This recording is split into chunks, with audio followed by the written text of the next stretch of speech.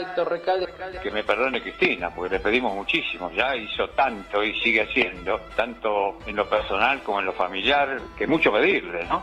Pero evidentemente, para muchísimos de nosotros, la conducción política la tiene Cristina Fernández, en el lugar que finalmente ella decida estar.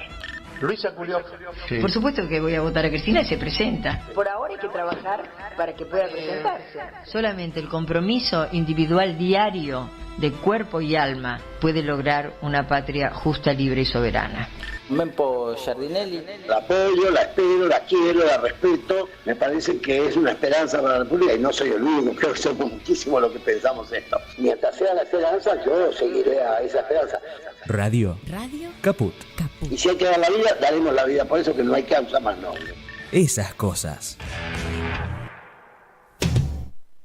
Radiocaput.com. Estás conectado. Estás en Caput.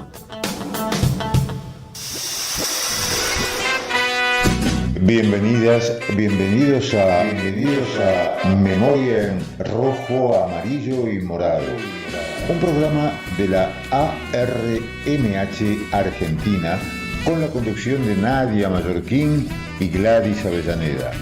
Producción Nadia Mallorquín. Memoria en Rojo, Amarillo y Morado por Radio Caput.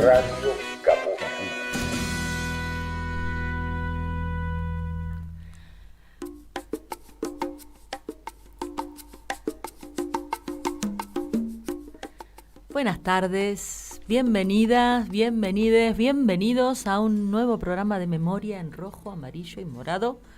¿Cómo les va, compañeros? Hola, Nadia. Hola, buenas tardes. Hola, Dani. Buenas tardes, muy bien. ¿Cómo les va? Muy bien, Gladys. Bueno, me alegro. Día otoñal, 21 grados, solcito, linda tarde. Día mundial de la Madre Tierra hoy. Así que, bueno, nada, el cuidado y el respeto sostenido. Todos los días del siempre, año. Todos los días, tal cual. Bueno, vamos a dejar el telefonito para mensajes. Arrancamos por ahí. Es el 15-6516-4446. Bueno, Gladys, hoy vamos a arrancar con nuestra editorial, Sí. Antes que cualquier otra cosa, ¿no? Y bueno, nuestra editorial de hoy va a estar dedicada a el negacionismo de aquí y allá. Se manifiesta, en muchos aspectos, en algunos casos velados o simulados, como es el caso del Museo Picasso de Málaga, donde el discurso negacionista se ve manifiesto en el panel bilingüe que informa de la llamada guerra civil. En este mismo encabezado, con el título 1928-1938, El Minotauro y otros monstruos, dicho texto comienza afirmando que cuando las tensiones políticas de los años 20 se intensificaron, provocando la guerra civil española en los años 30, lo quisiera leer completo, de ser posible, de hecho tenemos acá una copia, que dice: cuando las tensiones políticas de los años 20 se intensificaron, provocando la guerra civil española en los años 30, Picasso se apropió de este mito griego para exponer la violencia latente en la naturaleza humana. Su Minotauro celebra el placer compartido, perpetra actos de violencia sexual, se arrepiente, muestra una ternura inesperada, y así sucesivamente, ¿no? Digamos, ¿qué es lo que a nosotros nos llama la atención de este fragmento, de este texto? Bueno, primero que esta síntesis que se presenta en el Museo Picasso de Málaga, un lugar que es muy convocante todo el año, de mucho turismo. De mucho turismo, de digamos, muchos jóvenes, muchas generaciones curiosas y la por ciudad conocer, de nacimiento de Picasso. Claro, por querer conocer más sobre la obra de Picasso. En ese conocer la obra de Picasso se encuentran con este anuncio, con esta presentación, en el cual de alguna manera, de manera velada, es una forma de ocultar que hubo un golpe de Estado, o sea, que fue un golpe de Estado el franquismo. el de 1936. Y deja de manifiesto un intento por eximir de responsabilidades a quienes no aceptaron el resultado de unas elecciones democráticas y decidieron conquistar el poder mediante la fuerza, ejerciendo terrorismo estatal. Bueno, esto es muy importante porque se supone que en España desde hace algunos meses empezó a entrar en vigencia la Ley de Memoria Democrática, y en la Ley de Memoria Democrática hay como ciertos lineamientos para no hacer apologías, ¿no? Apologías del franquismo, apologías fascistas, tratar de contribuir a la memoria histórica, ¿no?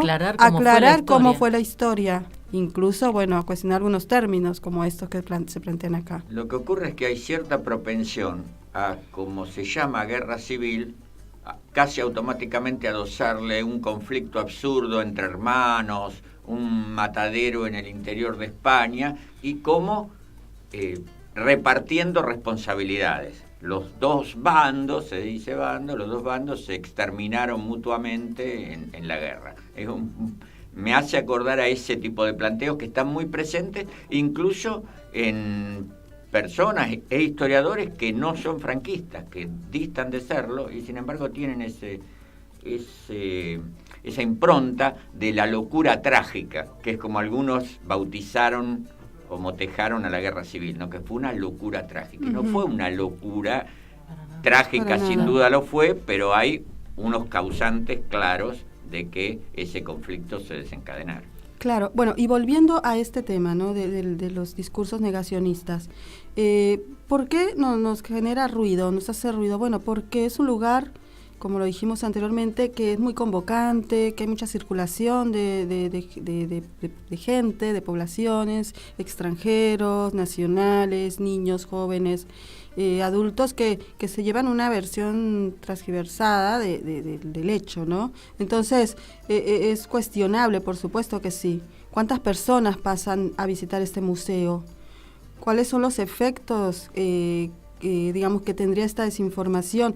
¿Quién construye estos contenidos negacionistas? Serían las preguntas, ¿no? ¿Y qué dice la ley democrática, la ley de memoria democrática, al respecto?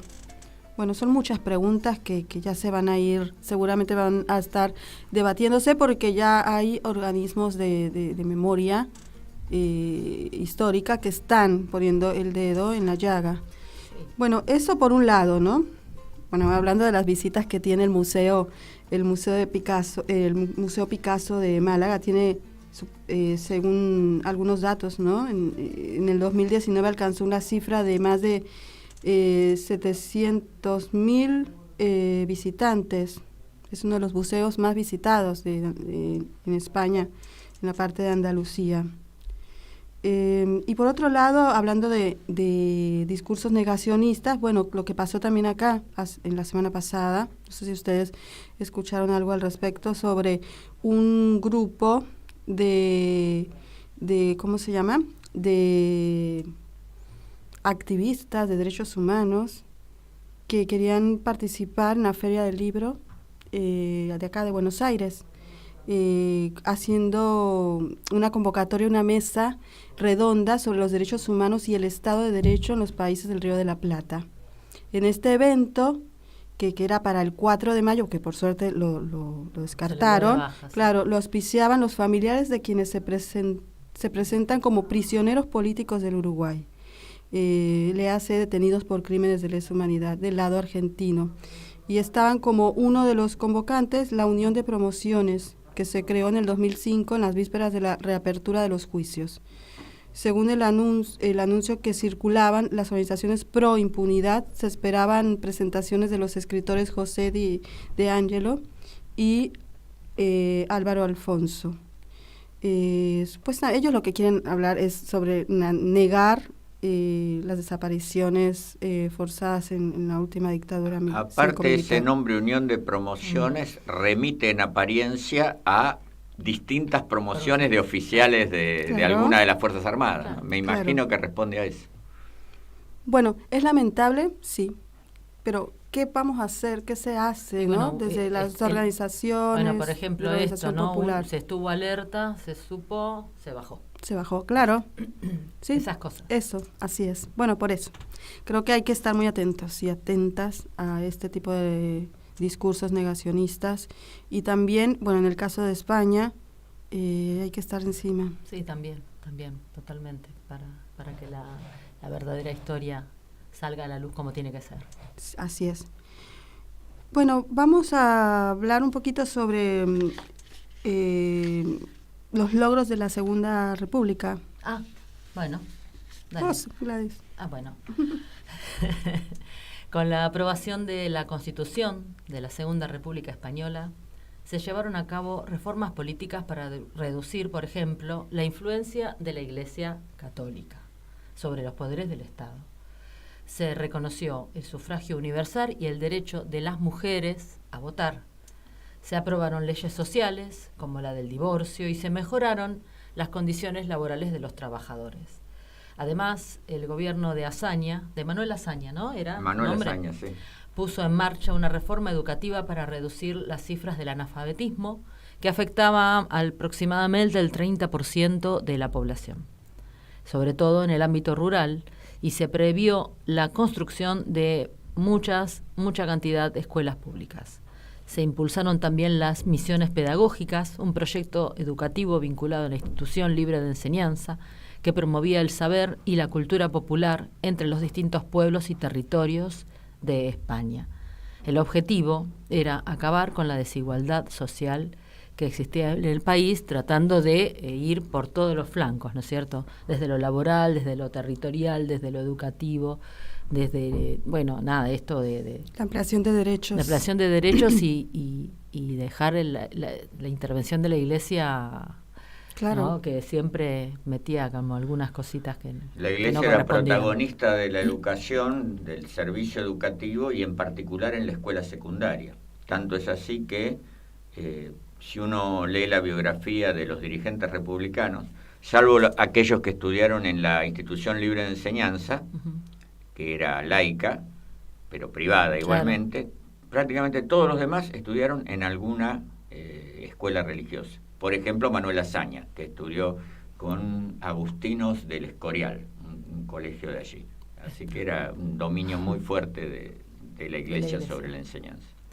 Bueno, ¿qué les parece si seguimos con el tema Segunda República y vamos al himno de la Segunda República Española? También conocido como himno de Riego, con raíz en una rebelión cívico-militar derrotada en torno a 1820. Bien, lo escuchamos.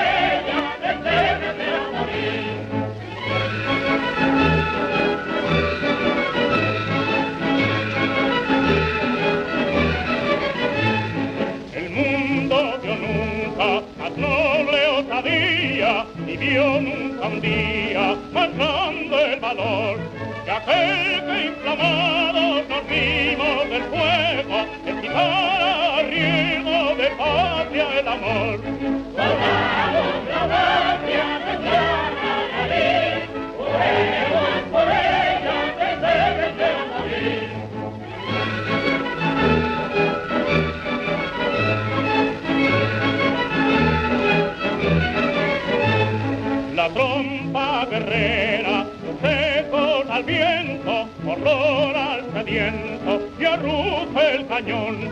Y a Marte estañudo la audacia provoca, el ingenio invoca de nuestra nación. Soldamos la patria, nos llama a vivir, juremos por ella, vencer de morir.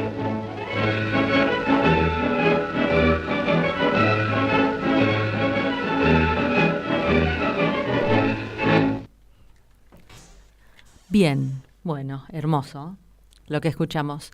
Bueno, siendo las 18:18, vamos a escuchar la columna de nuestro escritor, historiador, profesor e investigador Daniel Campione, que se llama La creación de la Segunda República. El ayer y hoy de la España sufriente. Historias, memorias y cultura en ambos lados del Atlántico. Daniel Campione en memoria en rojo, amarillo y morado. Memoria en rojo, amarillo y morado. Estamos hablando en estos días de la Segunda República, como hemos hablado recién, a raíz de un nuevo aniversario de su fundación.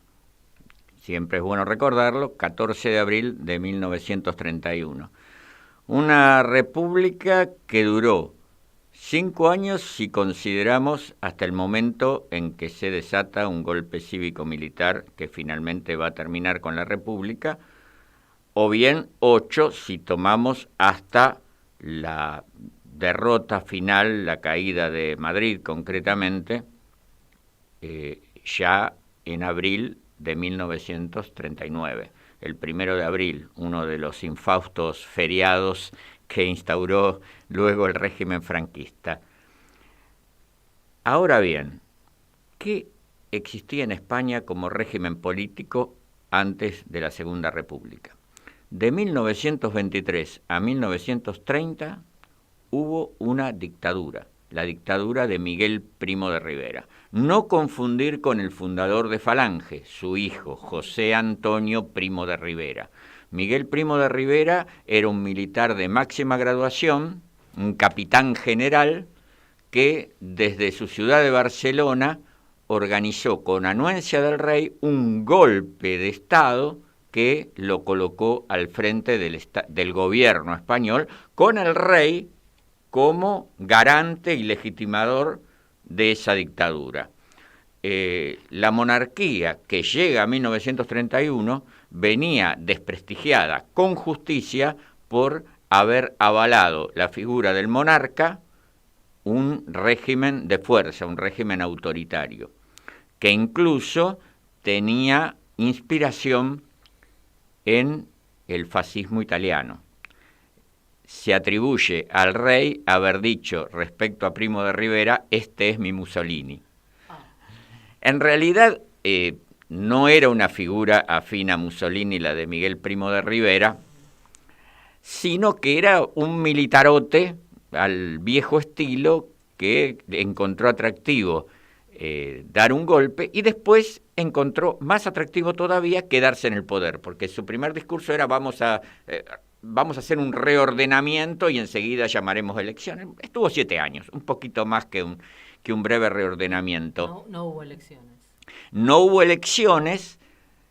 Miguel Primo de Rivera cayó, perdió la confianza de sus colegas militares inclusive. Hubo un breve periodo que se llamó la dictablanda, porque ya tenía un enfoque más transicional, y esa dictablanda llamó a elecciones municipales el 12 de abril de 1931.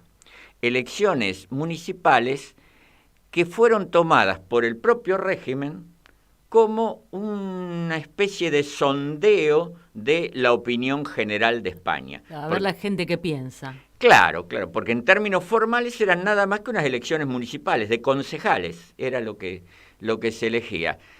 El tema es que se vio lo que el pueblo pensaba. Claro. De 50 capitales provinciales de España, más de 40, no recuerdo el número exacto, votaron candidatos republicanos. en un amplio espectro de candidatos republicanos, pero que claramente no comulgaban con la monarquía. Esto produjo una euforia generalizada porque ya se vivía esas elecciones como un virtual plebiscito respecto a la institución monárquica.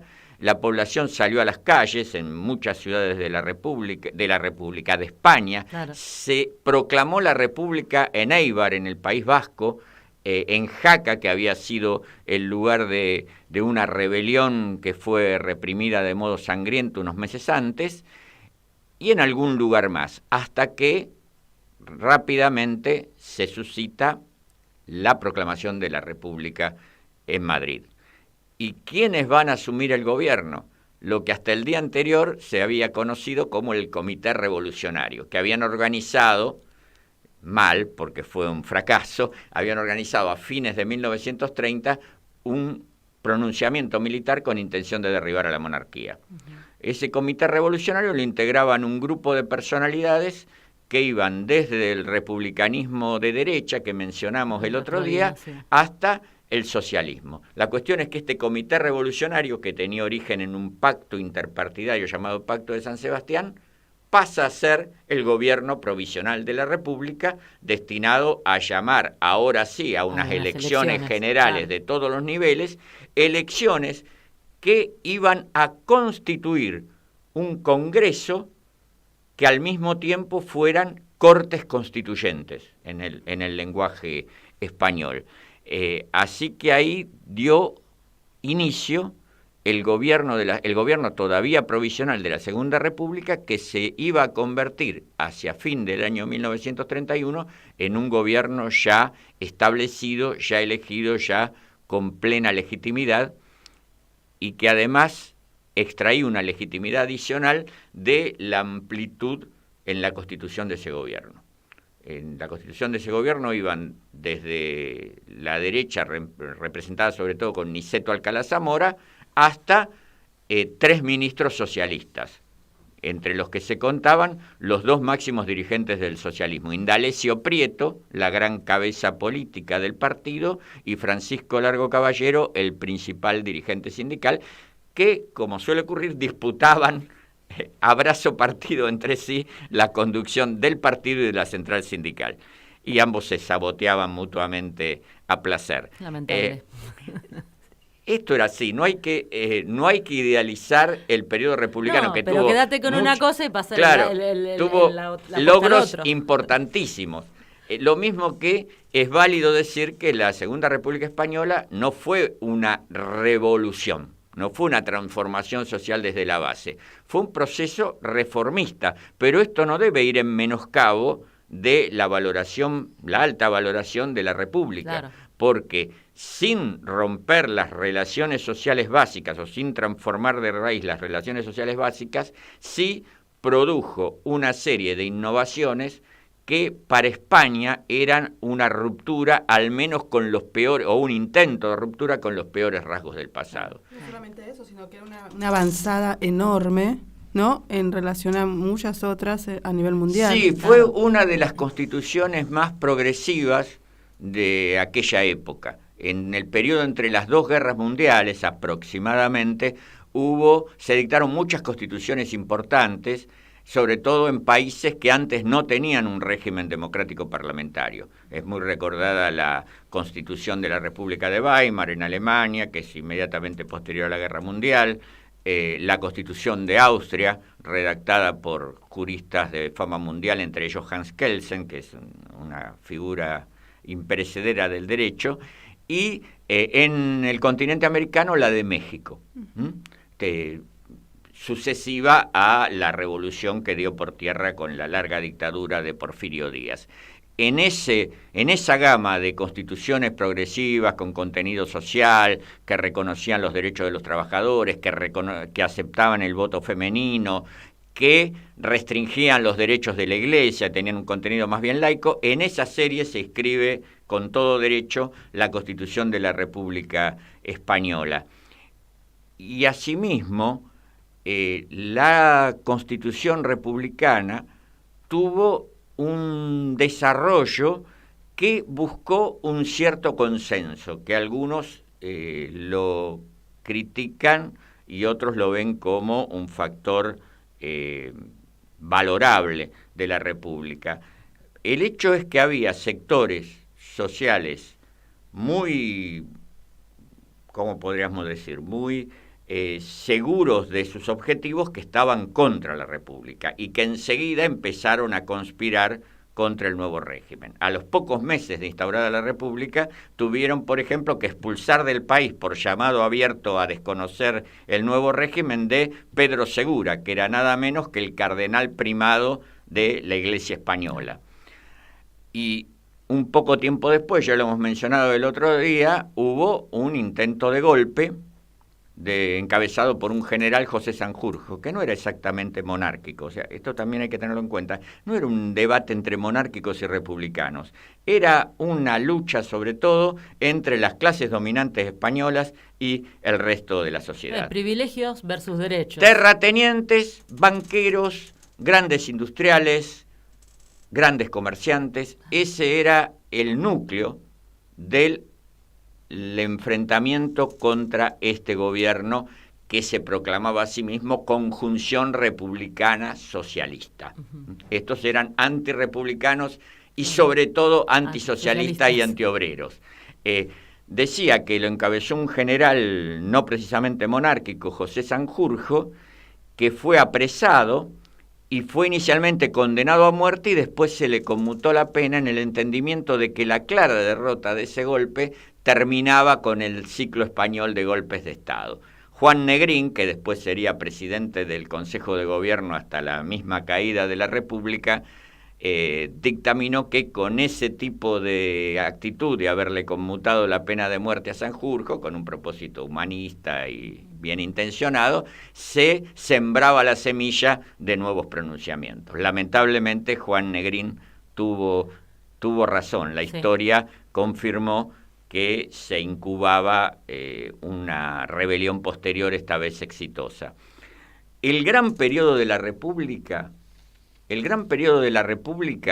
fueron los primeros 2 años, y muy en particular el periodo que va desde el dictado de la Constitución hasta los 2 años del gobierno de Manuel Azaña. Manuel Azaña fue presidente del Consejo de Gobierno, la verdadera denominación del cargo de primer ministro, de lo que nosotros llamamos primer ministro en la tradición española. Primer Consejo de Gobierno. Claro, primer presidente del Consejo de Gobierno. Había un presidente de la República, Niceto Alcalá Zamora, de derecha, y un presidente del Consejo de Gobierno, republicano de izquierda, no socialista, Manuel Azaña.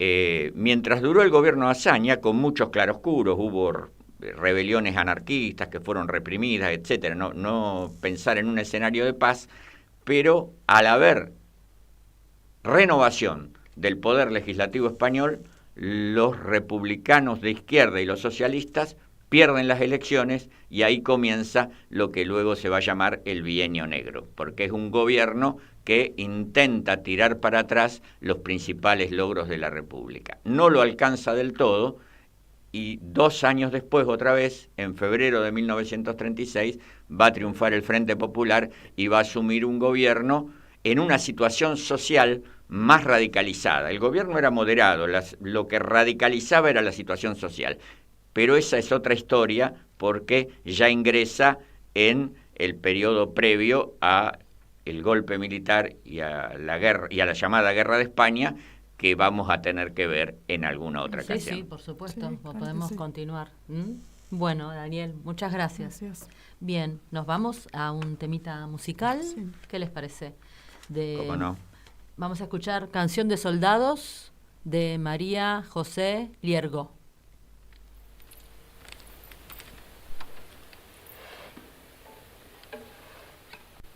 Fusil y una bandera, mi patria son mis hermanos que están labrando la tierra.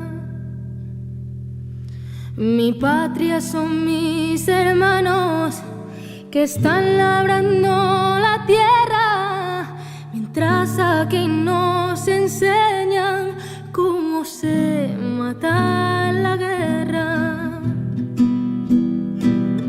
ay que yo no tiro que no, ay que yo no tiro que no, ay que yo no tiro contra mis hermanos, ay que yo tiraba que sí, ay que yo tiraba que sí, contra los que ahogan al pueblo en sus manos. Nos preparan a la lucha en contra de los obreros, el rayo me parta a mí si ataco a mis compañeros. La guerra que tanto temen no viene del extranjero, son luchas de proletarios como los bravos mineros. Ay que yo no tiro que no, ay que yo no tiro que no, ay que yo no tiro contra mis hermanos, ay que yo tiro que sí, ay que yo tiro que sí, contra los que ahogan al pueblo en sus manos. Cuando muere un general, lo llevan sobre un armón, al que se mata en la mina, lo entierra el mismo carbón. Al que se mata en la mina, lo llevan los compañeros, dolor de carbón, de piedra, luto de bravos mineros. Ay que yo no tiro que no, ay que yo no tiro que no, ay que yo no tiro contra mis hermanos, ay que yo tiro que sí, ay que yo tiro que sí, contra los que ahogan al pueblo en sus manos. Si mi hermano se levanta, estando yo en el cuartel, cojo el fusil y la manta y me echo al monte con él. Oficiales, oficiales, tenéis mucha valentía, veremos si sois valientes cuando llegue vuestro día. Ay que yo no tiro que no, ay que yo no tiro que no, ay que yo no tiro contra mis hermanos, ay que yo tiro que sí, ay que yo tiro que sí, contra los que ahogan al pueblo en sus manos. Ay que yo no tiro que no, ay que yo no tiro que no, ay que yo no tiro contra mis hermanos, ay que yo tiro que sí, ay que yo tiro que sí, contra los que ahogan a España en sus manos.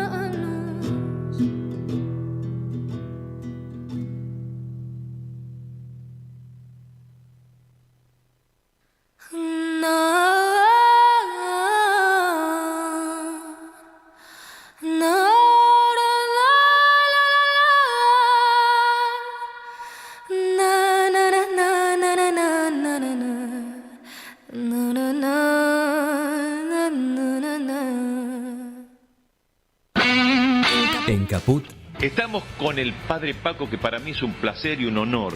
Buen día. Hola, buen día. pasan cosas. Riéndome, seguramente Eve habría dicho alguna de sus bravuconadas y seguramente me hizo reír profundamente. No recuerdo exacto, pero sí recuerdo lo último que nos dijo en la plaza: hay que hacer una pueblada para echar a estos jueces de mierda. Qué grande, Eve. Radio Caput. Gracias a ustedes, a Caput, que estuvieron haciendo el aguante, porque sin ustedes no hay posibilidad. Un abrazo. Esas cosas.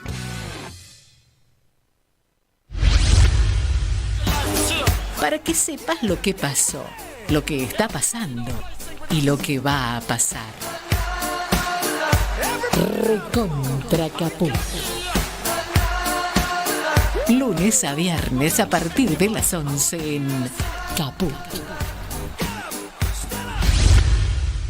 ¿Querés arrancar la mañana bien informado? Infosiberia, las noticias en tu celular. Mandá un mensaje de WhatsApp al 11 3205 8813 y recibilo gratis todas las mañanas. A las palabras no se las lleva el viento. Viajan en Radio Caput. Ruidos de la actualidad que nos dispongan a terminar el fin de semana lo más armoniosamente posible. A las palabras no se las lleva el viento.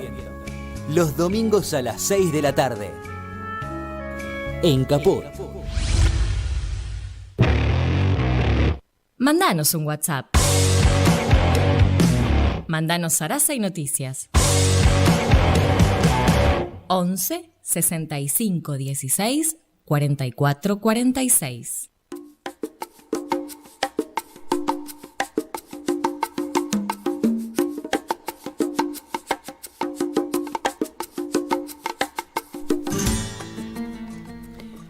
Vamos a seguir con un ping-pong. Ping-pong. Bueno, hace unos días, ya que estamos con el tema del aniversario de la Segunda República, hace unos días sucedió algo verdaderamente de color. Podríamos llamarle de color. No me gusta eso de color. Pero bueno, muy llamativo, muy lindo. Hubo muchos homenajes, muchos recuerdos para la Segunda República en el mundo. Exacto. Pero hubo uno muy particular que a nosotros nos tiene como muy seducidas y seducidos. Hubo una manifestación muy interesante de un equipo de fútbol británico, el Clapton CFC, que está estructurado como una cooperativa en la que los fans son dueños y que en el 2018 decidió jugar con una camiseta en honor a la Segunda República. ¿Qué pasó ahí, Gladys? Sí, esta prenda, la camiseta en honor a la Segunda República, está inspirada por los colores de la bandera de la republicana y adornada por las estrellas de 3 puntas de las brigadas internacionales. En la parte trasera del cuello de la camiseta se puede leer en mayúscula: no pasarán. Salud y República, decían los jugadores de Clapton CFC. Estamos orgullosos de que nuestra camiseta rinda homenaje a aquellos que lucharon para defender la democracia. Y bueno, usando esta camiseta y reivindicando estos hechos, ¿no es cierto? El Clapton CFC juega en la Liga Regional, es un equipo que procede del este de Londres y se declaran abiertamente contrarios al sexismo, a la xenofobia, a la homofobia y al fascismo.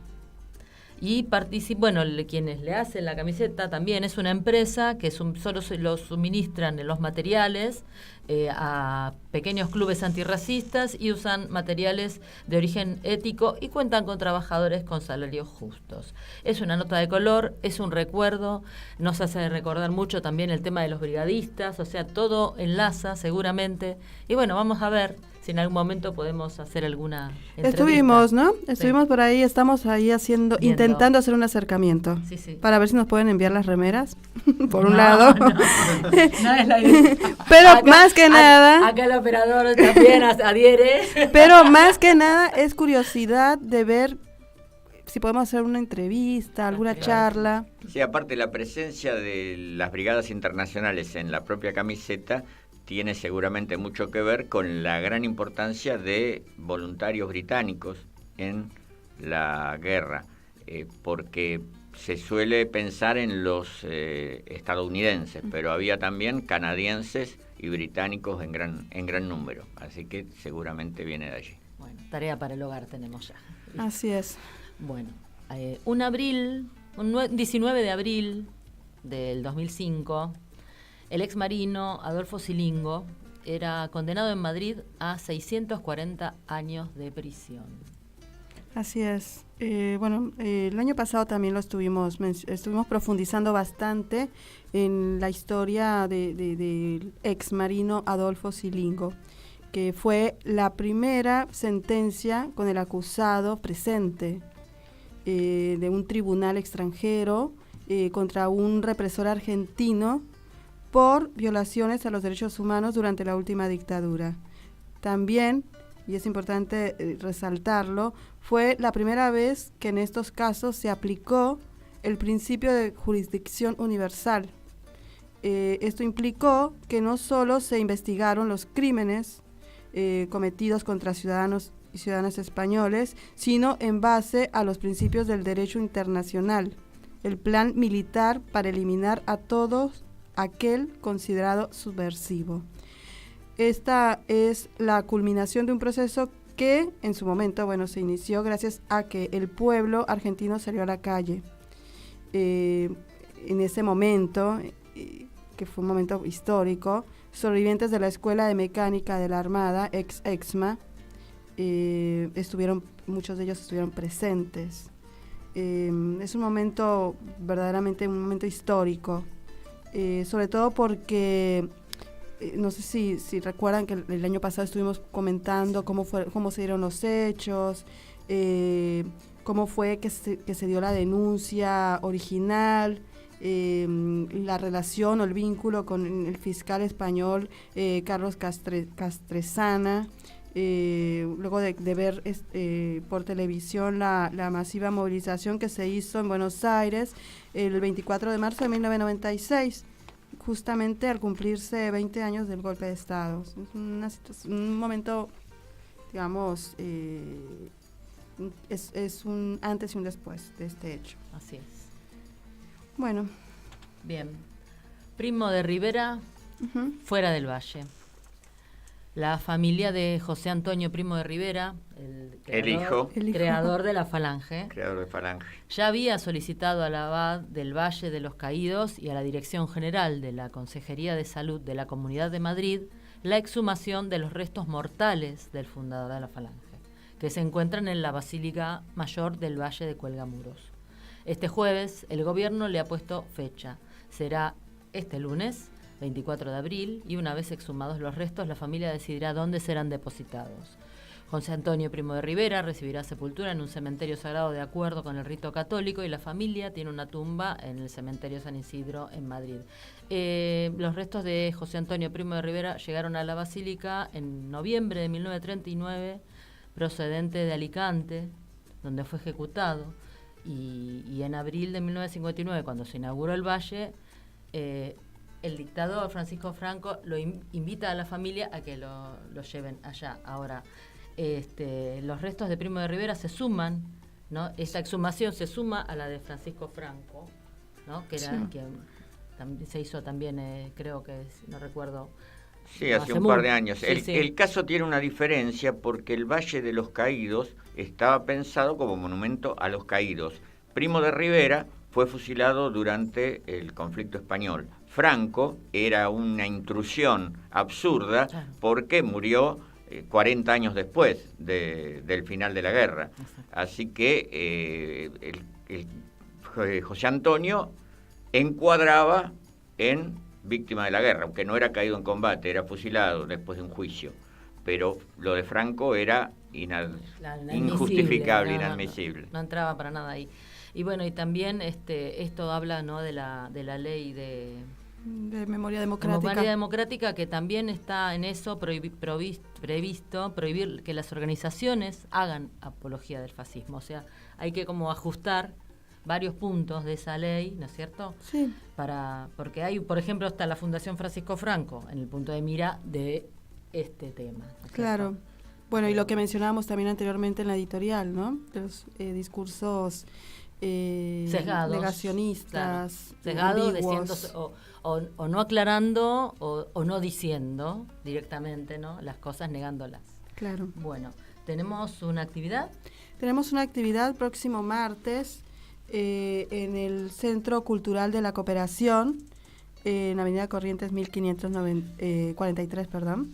Y digamos va a bien. ser, claro, hablemos bien, por favor. Avenida Corrientes. Avenida Corrientes 1543.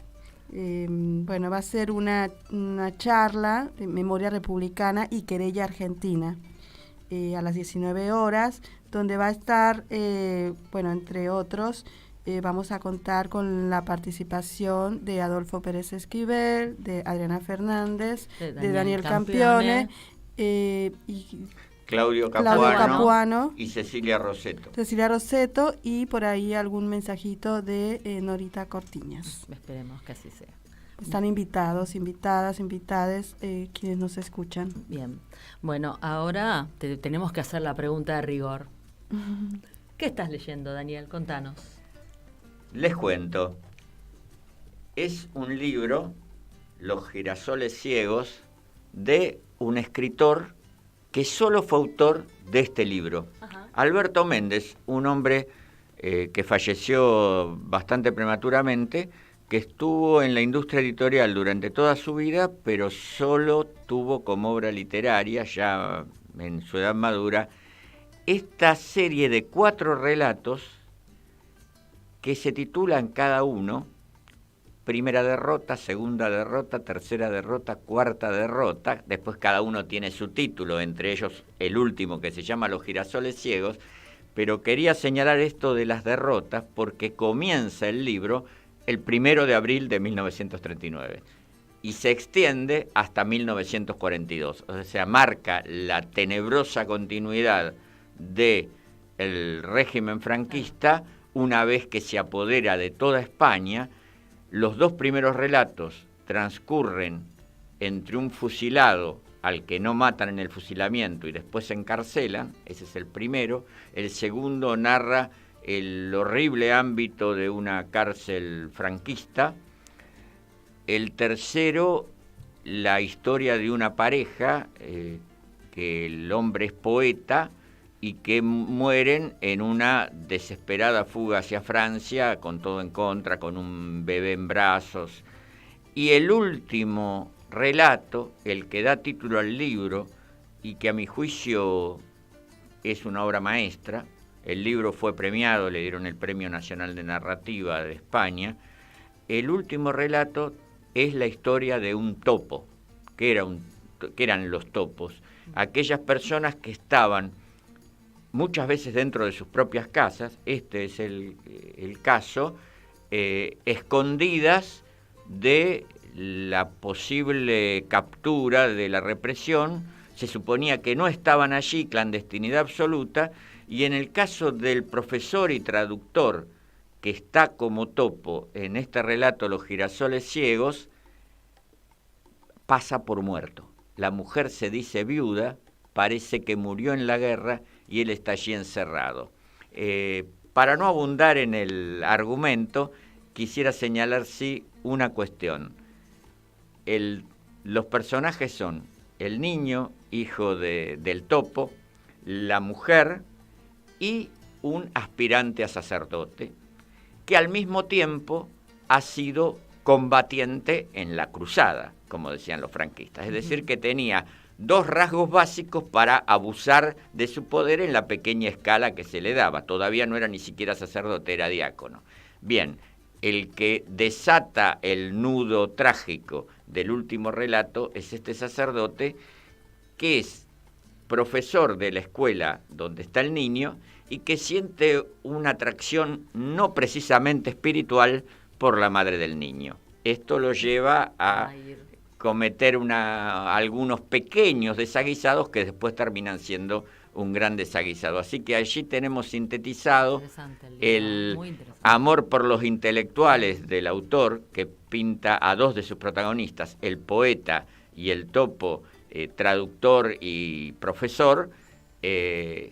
Tenemos allí los intelectuales, decía, y el poder de la Iglesia, que se metía literalmente en la vida privada y extendía sus narices hasta el interior de las casas en estos primeros y tristísimos años de la dictadura de Franco. Excelente. ¿Dónde podemos conseguir el libro? ¿Es fácil de Este libro puede ser fácilmente ubicable en Mercado Libre. No sé si en librerías. En Mercado Libre hay varios ejemplares. Perdón por la propaganda para Mercado Libre, pero no hay otro remedio. ¿Qué editorial es, perdón? Anagrama, una gran editorial española. Sí.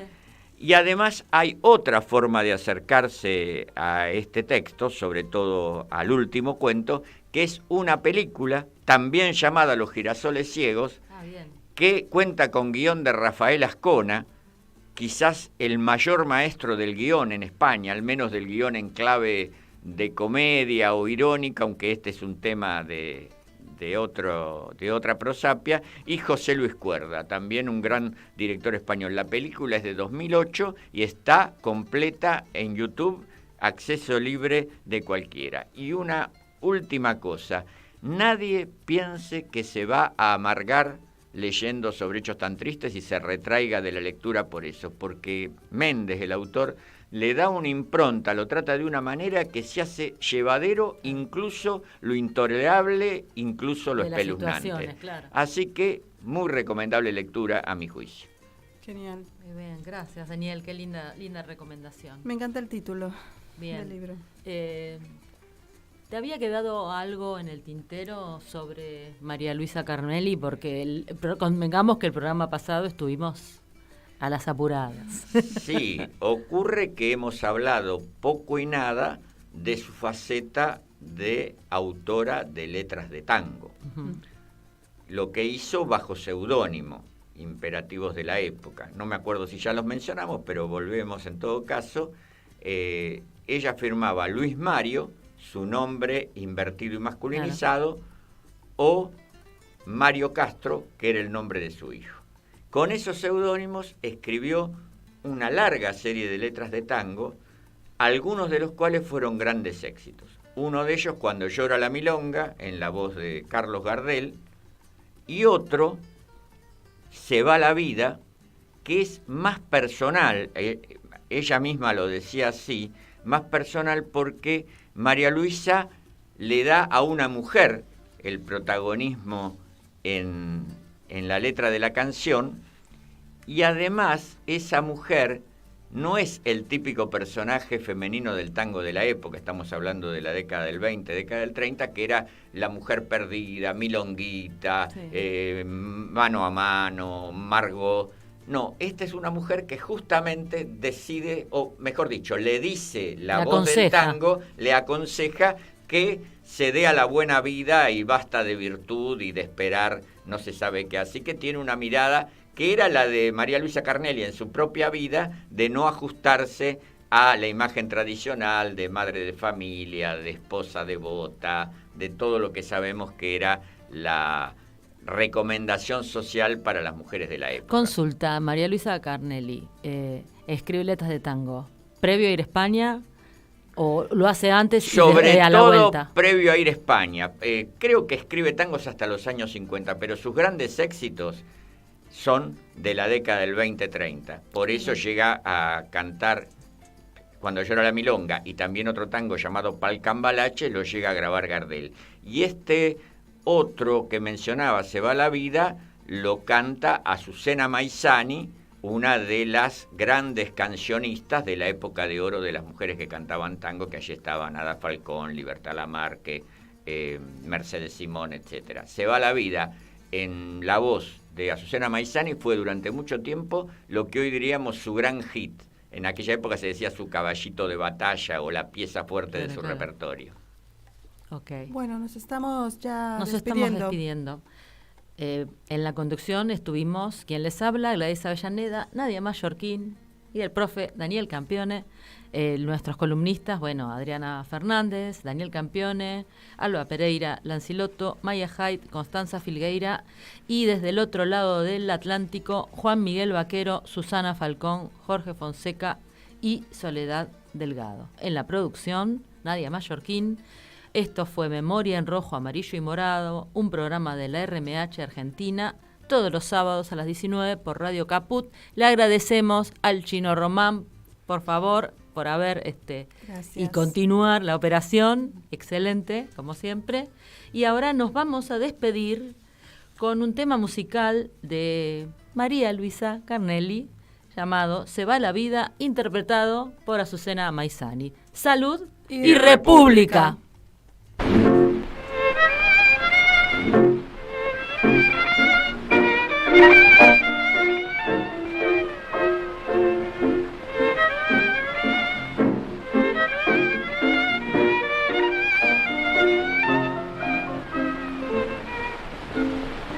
Se va la vida se va y no vuelve. Escucha este consejo: si un bacán te promete acomodar, entra derecho viejo. Pasan los días, pasan los años, es fugaz la alegría.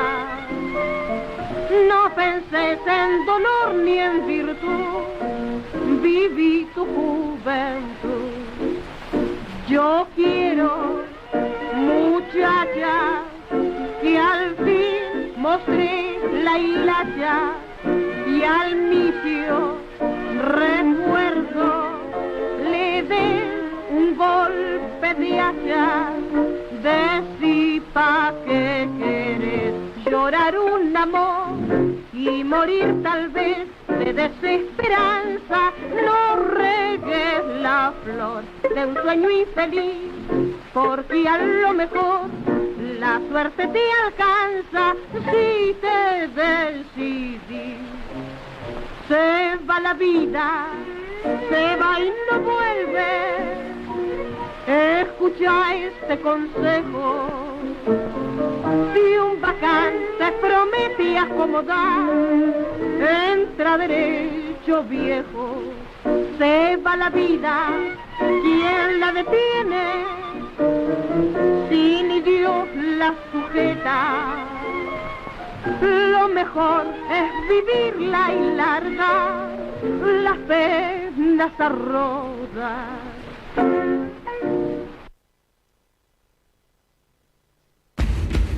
En Caput pasan cosas. Andrés, Cuervo, Larroque. Me parece que hoy, obviamente, la esperanza está alrededor de Cristina, de su figura, de su credibilidad, de su coraje, y nosotros no podemos correr un centímetro de eso. ¿Cómo estás, Horacio Pietrarana?